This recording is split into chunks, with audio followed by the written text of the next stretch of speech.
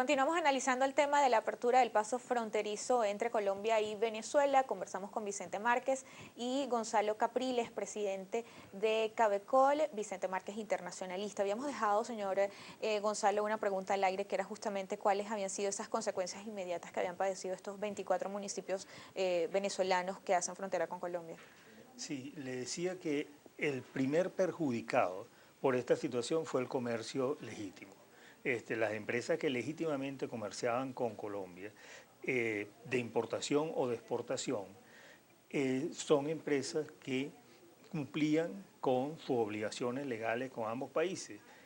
Pagaban sus impuestos y pasaban sus productos por la frontera.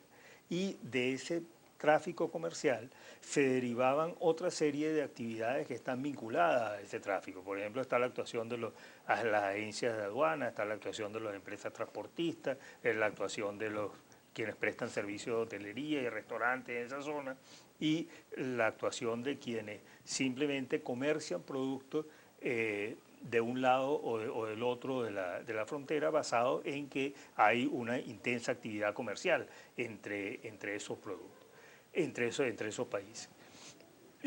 Esos fueron los primeros perjudicados, porque al cerrarse la frontera, pues ese tráfico se interrumpió y por consiguiente la actividad económica que estaba vinculada a ese tráfico comercial se paró. Y se paró por 11 meses. Eso, por supuesto, llevó a que muchas empresas que están en esa zona quebraran. Aguantaron las empresas grandes, las empresas que tenían el músculo financiero para seguir teniendo su oficina abierta, aunque no le produjeran un centavo durante un año. Pero las empresas pequeñas, empresas familiares que se dedicaban a eso, quebraron, porque simplemente el gobierno, al cerrar la frontera, les quitó la posibilidad de que siguieran funcionando. Y esa es una situación seria que debe ser atendida, más allá de que se abra la frontera. Nosotros creemos que el presupuesto necesario es que se abra la frontera, pero una vez que se abra la frontera hay que establecer, yo creo, medidas adicionales para atender la situación de esas empresas que fueron severamente perjudicadas en esa zona por el cierre de la frontera. Vamos a revisar la participación de las personas a esta hora en Twitter. Freddy Bustillos asegura que la apertura debe ser total, sin restricciones, volver a la histórica manera de tránsito e intercambio binacional. Ángel Cacique también participa. El cierre de la frontera a los únicos que ha beneficiado fue a la guerrilla colombiana. Juan Colmenares dice control, control y más control, cero bachaqueo. También nos escribe Aurelio, buen día. Venezuela tiene 30 millones de habitantes, aproximadamente 10 millones son extranjeros, más colombianos que merme la respuesta del Estado hacia las nacionales. Otra persona, Yamile Silva, dice, yo estoy de acuerdo, tanto Venezuela como Colombia toda la vida hemos tenido muy buenas relaciones comerciales, justamente era lo que conversábamos al principio con Vicente Márquez. Esas relaciones binacionales, aunque han tenido altos y bajos, han sido en mayor tiempo buenas. Sí, en efecto, inclusive en las épocas en las que la relación binacional en el pasado sufrió algún tipo de tirantez, el tráfico comercial no se paraba, el tráfico migratorio no se paraba.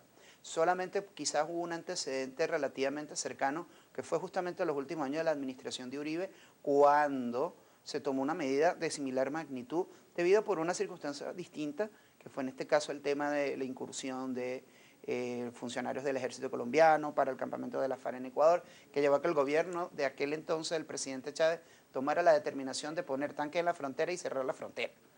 Evidentemente, anterior a eso, no se había dado una situación similar, inclusive en periodos de mucha tirantez, porque hay que recordar que a finales de los 80, en la crisis de la corbeta Calda, estuvimos en una situación prebélica y el comercio no se paró, y el tráfico migratorio no se paró. Entonces, de alguna manera, las relaciones del ámbito político y diplomático siempre han estado en ese carrusel de ida y venida, pero el ámbito comercial, el ámbito del tráfico de personas de un lado a otro de la frontera no se había visto realmente mermado de forma significativa hasta ahora, cuando se ha producido estos cierres de frontera que ciertamente han afectado no solamente desde el punto de vista comercial, sino también desde el punto de vista de las personas que conviven e interactúan en la frontera.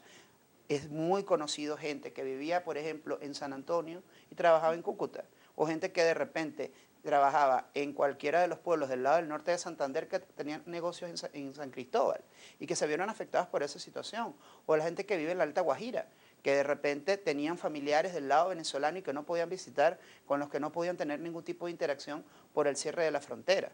Entonces, no es solamente el tema comercial, que ciertamente es un punto importantísimo de la relación, sino también el drama humano que significó ese cierre y esa desconexión de comunidades que históricamente siempre han interactuado sin ningún tipo de problema.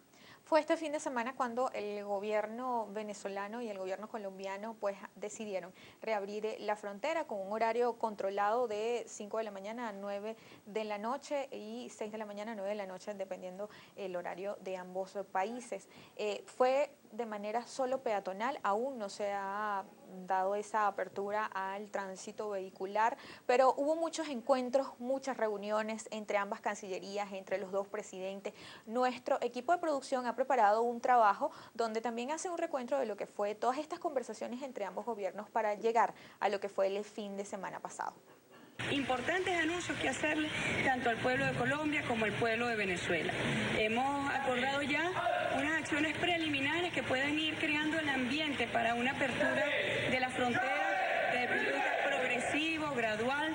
Hemos estado viendo incluso las causas desde el origen de los problemas que se han presentado en la frontera y hemos acordado hacer una evaluación detallada y minuciosa de los tratados normativos, de los instrumentos, los protocolos, los memorandos que elaboran el marco normativo sobre la frontera. Vamos a una revisión en miras de construir una nueva legalidad para garantizar, una vez que podamos abrir la frontera, que sea una frontera segura, ajustada a los parámetros de la paz y que nosotros podamos garantizarle a nuestros ciudadanos importantes avances en ese sentido. Hemos tocado todos los puntos que necesitamos acordar para una apertura segura, para una apertura de la frontera que le dé a los ciudadanos de la frontera la tranquilidad de que va a ser un lugar donde solamente las cosas tengan que ser positivas y dejemos esa criminalidad y esa contrabando que nos ha azotado por tanto tiempo en ese sector. Entonces, lo que vamos a hacer, ya la canciller Rodríguez lo ha dicho, vamos a hacer una apertura paulatina de la frontera, los presidentes tomarán la decisión una vez se reúnan. Lo que sí es claro es que vamos a abrir la frontera de forma ordenada, de forma controlada y en forma gradual. Eso fue lo que hoy determinamos. Como dijo el presidente Santos, con una apertura ordenada, controlada, gradual, para una frontera de paz, una nueva frontera. Creo que estamos en las puertas de dar el ejemplo de cómo se puede construir y reconstruir relaciones de todo tipo, humana, política, diplomática. Se creó un centro binacional para la lucha contra el crimen internacional o el crimen transnacional. Es decir, que van a operar conjuntamente las autoridades en perseguir y en imponer la autoridad y perseguir los crímenes transnacionales, y eso es algo muy importante porque eso va a facilitar que el resto de la frontera pueda fluir efectivamente. Entre las decisiones que se tomaron fue la creación, justamente decía el presidente Santos en ese sonido, un centro binacional para la lucha contra el crimen, pero además una cédula fronteriza, una cédula de identidad fronteriza, como Becabecol, justamente estos acuerdos que se han llegado para llegar a lo que fue el domingo, donde alrededor de 35.000 personas en un solo día iniciaron ese paso por la frontera colombo-venezolana. Bueno, en realidad hasta ahora no ha salido publicado nada, solo tenemos informaciones de prensa y la única medida que se ha visto es la medida que tomó el gobierno colombiano de establecer una cédula, algún documento de migración fronterizo que podía ser bajado de internet y se llenaba a mano y aparentemente al final, como la gente tardaba mucho en eso y había mucha presión por entrar, decidieron dejar de exigir ese documento. Pero no hemos tenido noticia de ninguna otra medida y todavía hay muchas medidas que hay que tomar para normalizar la situación de la frontera. Pero justamente esas medidas que hay que tomar y esas recomendaciones que Cabecol y también Vicente nos va a ofrecer, lo vamos a conocer en la próxima parte, ya en la última parte de Soluciones. Ya volvemos.